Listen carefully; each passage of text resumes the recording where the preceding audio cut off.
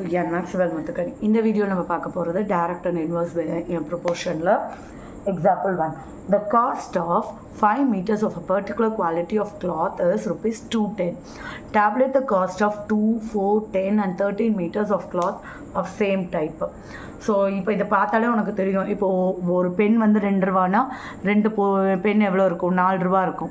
So 3 pen எவ்வளோ இருக்கும், 6 ரூபா இருக்கும். அப்போ இது டைரக்ட் ப்ரொப்போர்ஷன் தான். ஸோ ரேஷியோ கண்டிப்பாக ஈக்குவலாக தான் இருக்கும். இவங்க வந்து 5 மீட்டருக்கு கொடுத்துட்டாங்கன்றதுனால 5 மீட்டர் மட்டும் வேல்யூ எழுதிட்டோம். மற்றதெல்லாம் நம்மளை தான் கண்டுபிடிக்க சொல்லியிருக்காங்க. நான் எக்ஸ் வந்து கிளாத்து மீட்டரில் எழுதியிருக்கேன், ஒய் வந்து அதோட காஸ்ட்டு ருப்பீஸில் இருக்குது. ஸோ இப்போ நம்ம இது டேரக்ட்னு சொல்லியாச்சு. நான் என்ன ஞாபகம் வச்சுருக்க சொல்லியிருக்கேன், y is equal to kx. டேரக்டில் கே வந்து எல்லாத்துக்குமே சேமாக தான் இருக்க போகுது அந்த கான்ஸ்டன்ட்டு. நமக்கு தெரிஞ்ச எக்ஸ் அண்ட் ஒய் என்னது, இது மட்டும் தான். தெரியாததுனால இதெல்லாம் என்ன வச்சுக்கலாம், இது x1 y1, x2 y2, x3 y3, x4 y4, x5 y5. நமக்கு இப்போ y தான் தெரியாது. k எப்படி கண்டுபிடிக்கலாம், தெரிஞ்சதை வச்சு போட்டுக்கலாம். இப்போ 210 இருக்கும்போது k தெரியாது, x5 தெரியும். அப்போ 210 divided by 5 is equal to k. So 42. கேயோட வேல்யூ 42 கிடச்சிச்சு. அவ்வளோதான். மற்ற எல்லாத்துக்குமே போட்டுடலாம். y1 is equal to kx1. அப்போது k என்னன்னு தெரியும், 42ன்னு தெரியும். x என்னன்னு தெரியுதும், 2ன்னு தெரியும். அப்போ இதோட ஆன்சர் 84. அப்போ இந்த பாக்ஸு 84 ஃபர்ஸ்ட் ஒன்னோடது.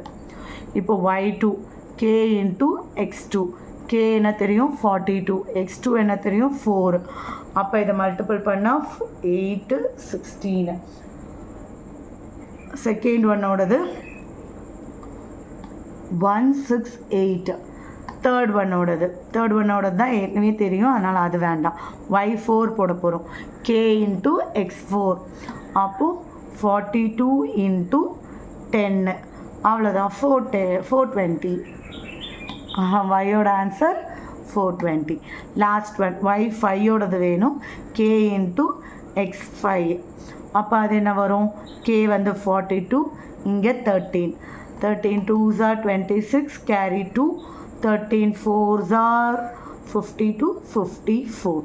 அப்போ இங்கே ஆன்சர் 546. அவ்வளோதான். புக்கில் போட்டிருக்கிறத விட இது கொஞ்சம் நல்லாயிருக்கும். நீங்கள் இதே ட்ரை பண்ணிக்கோங்க. நன்றி.